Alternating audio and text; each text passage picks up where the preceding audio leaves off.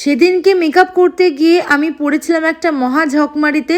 দেখো এখানে আমি একটা ভিজে কাপড় দিয়ে চোখটা কিন্তু ডলে ডলে কিন্তু আমি চোখের কাজল ফেসের মেকআপ তুলছিলাম।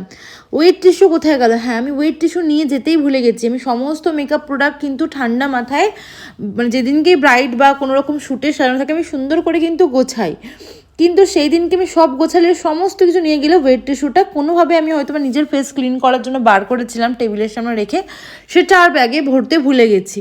আর ওয়েট টিস্যুটা আমাদের কতটা ইম্পর্টেন্ট সেটা যারা কাজ করে তারা সবাই জানে। শুধু মুখের ফেস ক্লিন করার জন্যই না, আমাদের হাতে যে সমস্ত প্রোডাক্ট লাগে স্টেপ বাই স্টেপ সেগুলো আমরা হাতটাকে সুন্দর করে ক্লিন করে কিন্তু ব্রাইডের ফেসে আমরা হাত রাখি বা কোনো রকম টাচ আপ করি। কারণ কি, হাত যদি ক্লিন না থাকে তাহলে কিন্তু ব্রাইডের ফেসে কোনো না কোনোভাবে যদি একবার টাচ লেগে যায় সেই প্রোডাক্টটা কিন্তু ব্রাইডের স্কিনে বা ব্রাইডের গালে লেগে যাবে বা মডেলের গালে লেগে যাবে। তখন কিন্তু আমাদের অনেকটা প্রবলেম হবে। মেকআপ হয়ে যাওয়ার পর বা মেকআপের মিডলে যদি মুখের মধ্যে কোনো রকম স্ক্র্যাচ